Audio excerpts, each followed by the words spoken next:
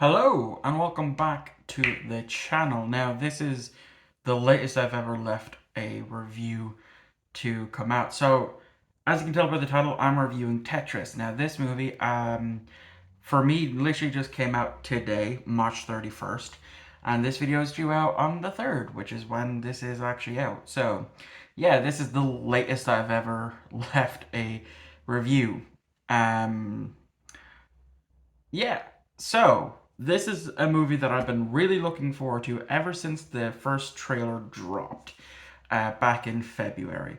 Because I know of the story of Tetris thanks to a YouTuber known as the Gaming Historian, who made a hour-long video from going over the start to the end process of the story behind Tetris, from its inception, its creation, to Hank Rogers trying to get the rights, to all in between, essentially.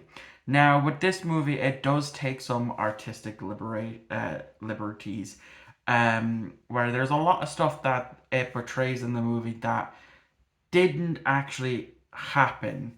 There was no espionage from the USSR, um, the Soviet side of Russia.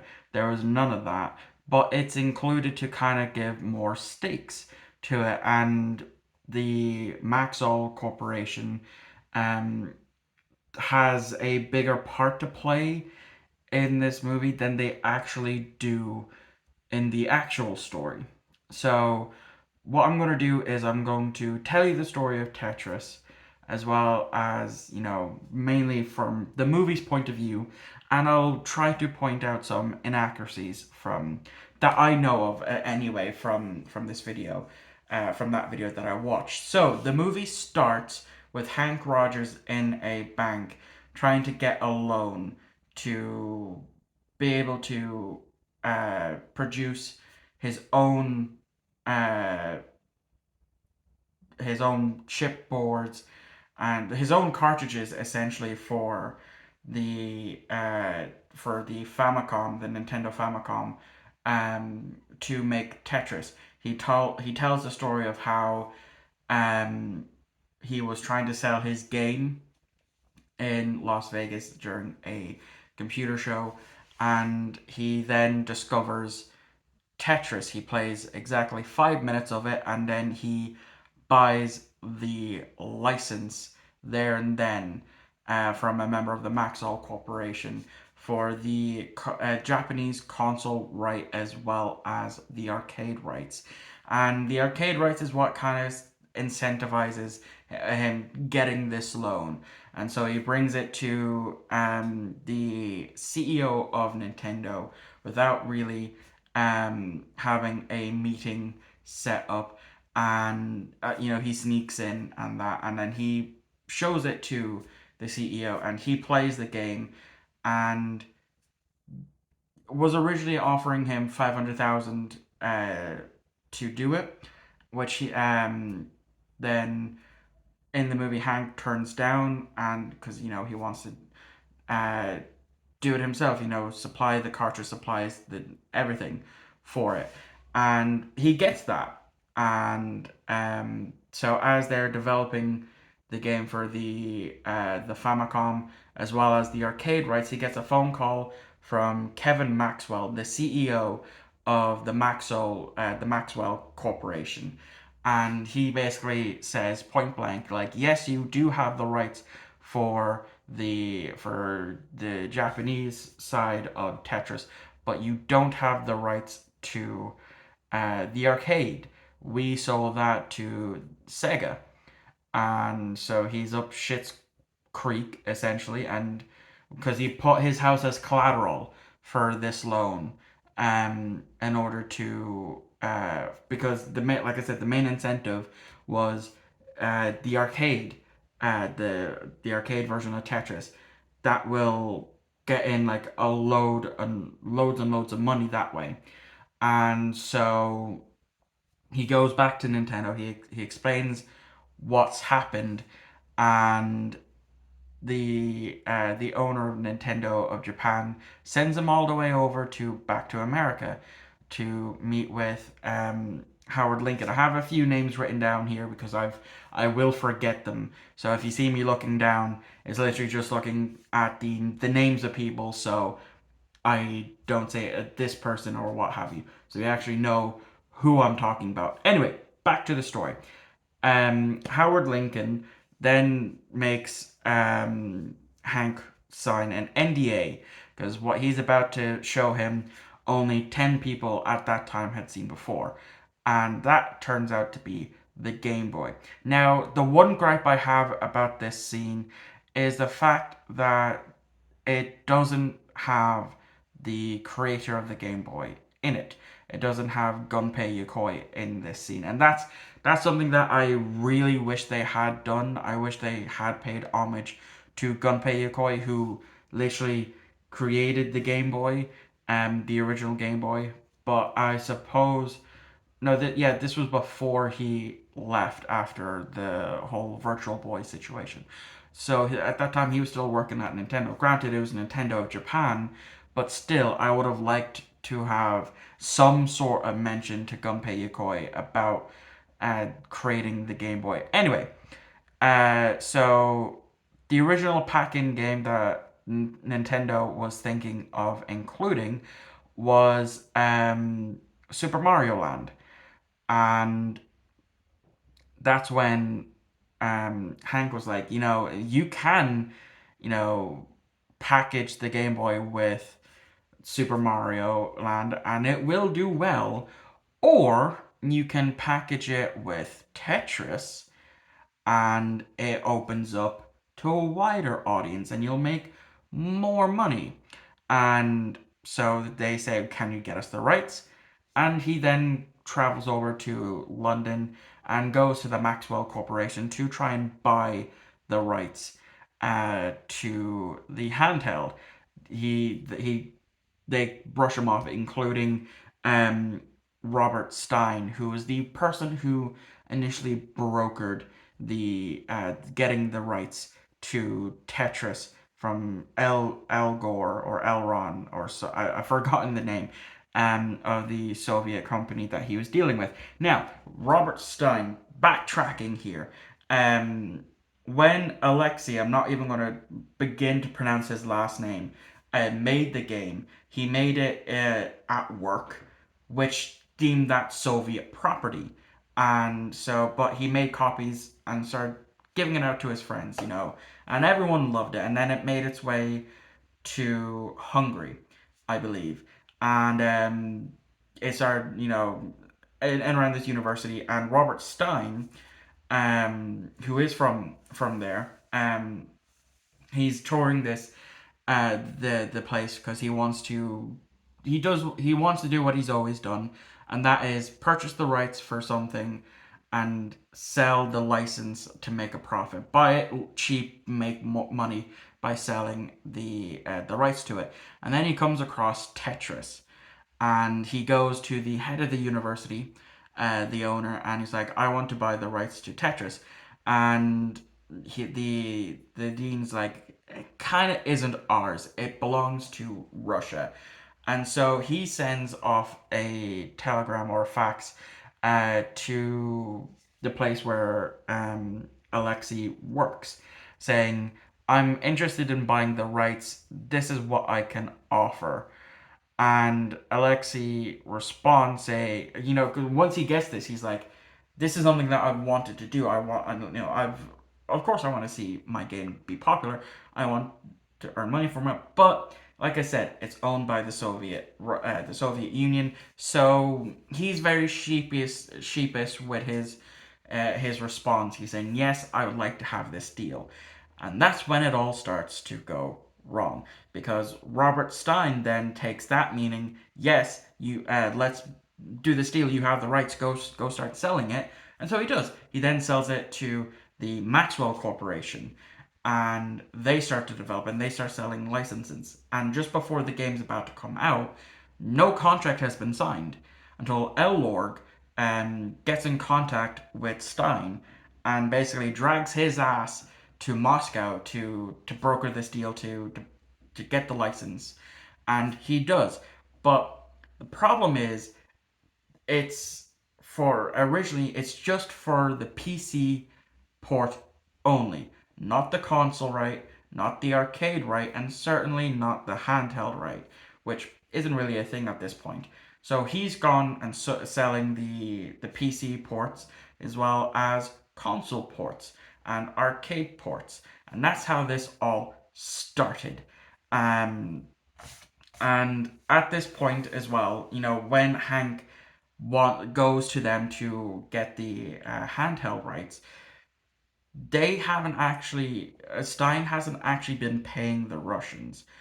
And in the movie, it's set up that it's because Robert Maxwell, the owner of the Maxwell Corporation, isn't paying him the royalties. So without him getting the royalties, he can't then go and pay the Russians. So Hank notices. So now we're going back into the main focus of the movie. So Hank notices this and is like, he talks to Howard Lincoln. Is like, I don't think these guys have the handheld rights. Let me go deal with Russia myself. And Howard's like, dude, that's not going to happen. It's going to take months to get you a business visa. And Howard's like, Hank's like, well, just send me on a tourist visa. And so he gets there. He asks a few twice about Elorg. He gets to his hotel. He mentions it a few times, and then he gets a translator, and she eventually brings him to Elorg, and he goes in and talks to someone, true obviously translation saying, and he hands the person this the Famicom box for Tetris, and he basically like, we are one of the number one sellers of Tetris in Japan. I'd like to negotiate for buying the rights for the handheld, and that's again where things get messy because according to Elorg, they shouldn't have console rights. They haven't sold the console rights. They've only sold the PC rights to Tetris. And so they pull him into an interrogation room. They're going back and forth. But at the same time, Robert Stein is there to get the arcade rights as well as the handheld rights. And so is Kevin Maxwell, Robert's son, who's also the CEO um, of the Maxwell Corporation at that time. And he's there to try and get the handheld rights. Um, and it's going all over the place. So Hank then looks at the contract, the original contract that Robert Stein um, signed, and he gets to the part about the PC, and he's like, okay, I see where the confusion is. Yes, you did only sell the PC rights, but he then holds up a picture of a PC and he holds up a picture of the Nintendo Entertainment System, the version of the Famicom that was released in the West, in US and EU, all of that, except for obviously Russia. And the Nintendo initially designed the NES, the original NES, to look like a PC because when they were trying to break in to the American audience in 1985, 84/85, America had the rest of the world had gone through what's known as the video game crash of 1983. And so they were very skeptical of it until they made it kind of look like a computer, and we all know how that story ends. So it essentially, the NES, except for in Japan, looks like a computer. So that's how that happens. So then the person that he's dealing with from Elwork, he goes and makes an amendment to the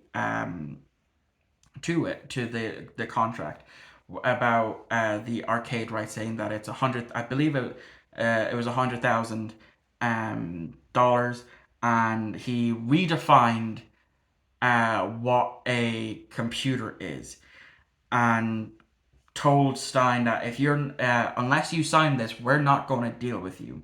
So Stein goes away for the day, for the night, and reads over the contract, comes back, and he signs it.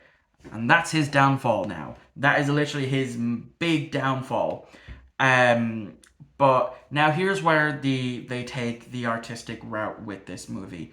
Um, the Kevin Maxwell is trying to, like I said, get the rights for handheld Tetris, and it's not going well because he's dealing with people who work in the Soviet side of Russia, and as well as they're following Hank Rogers, and excuse me, and all of this stuff, and I'll get to that. And so the person he's dealing with from that Kevin is dealing with in the Soviet side, because Robert Maxwell is actually friends with I forget his name, the Russian guy with the birthmark on his forehead.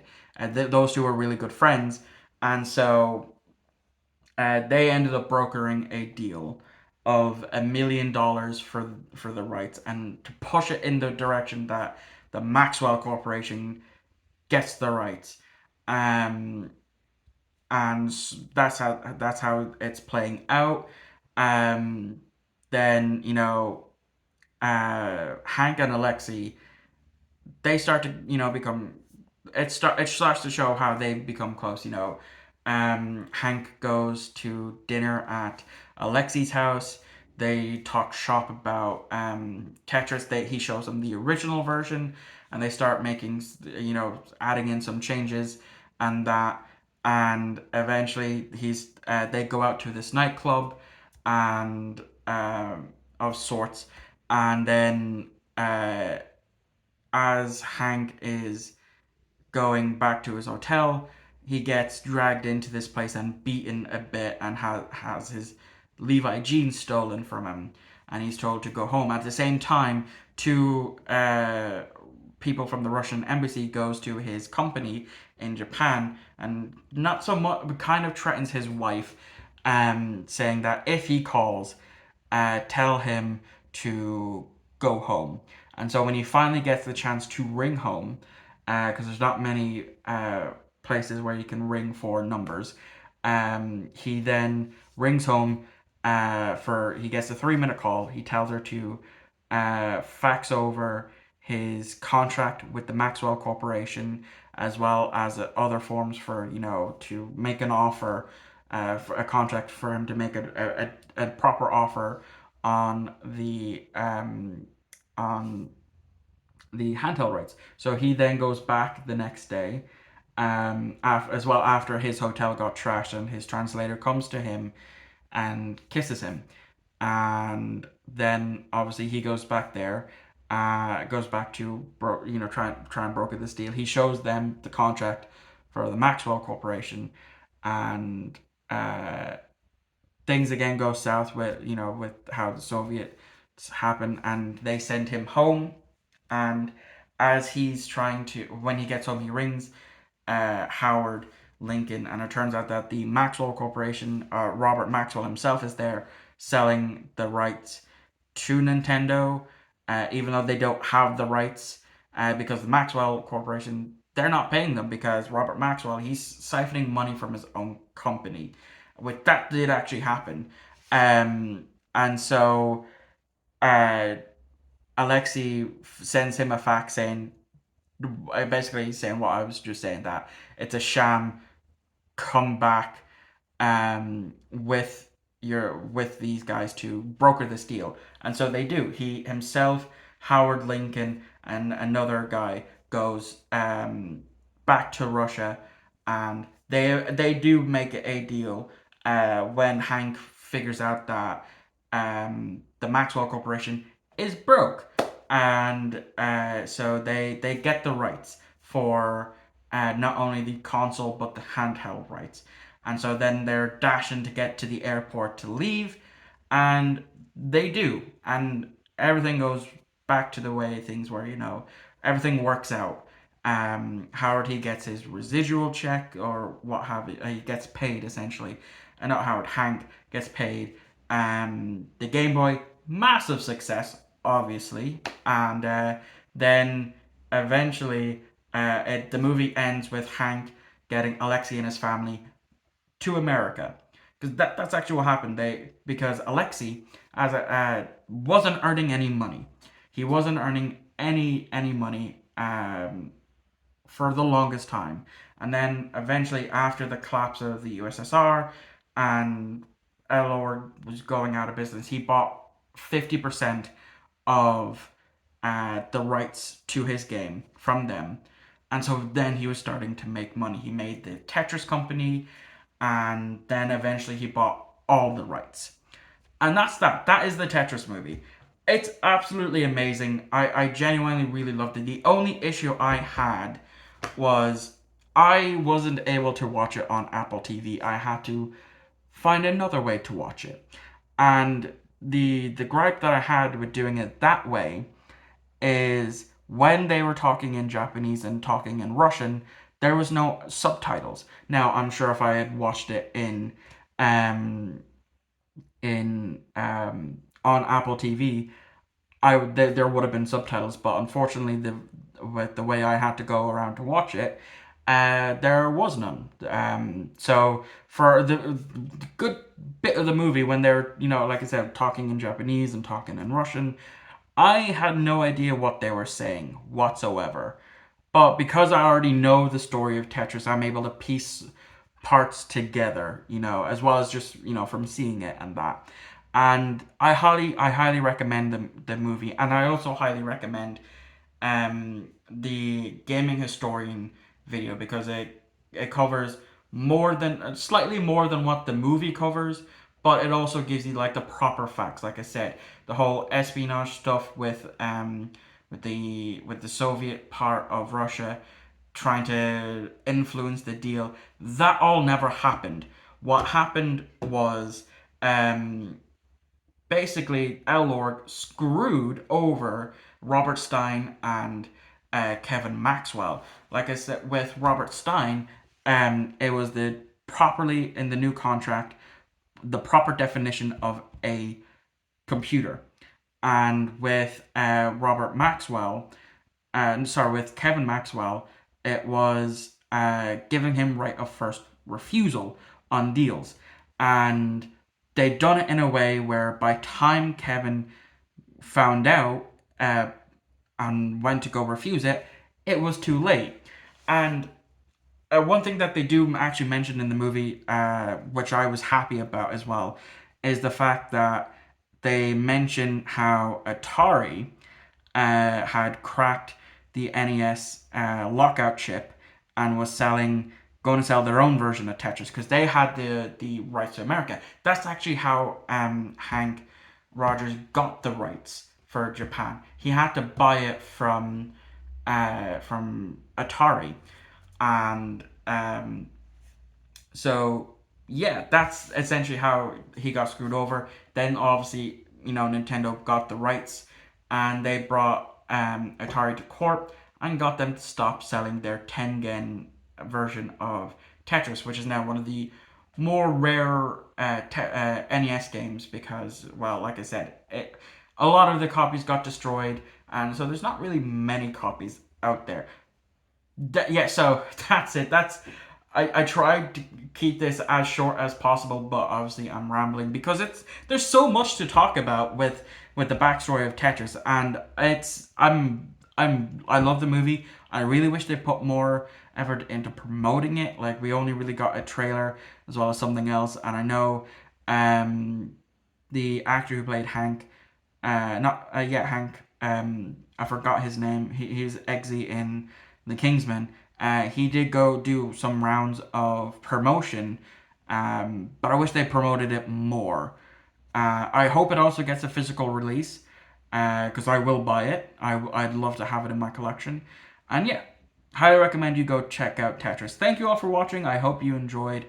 I forget what's coming next. but I'll see you all on that video, now that I've rambled for a full 25 minutes.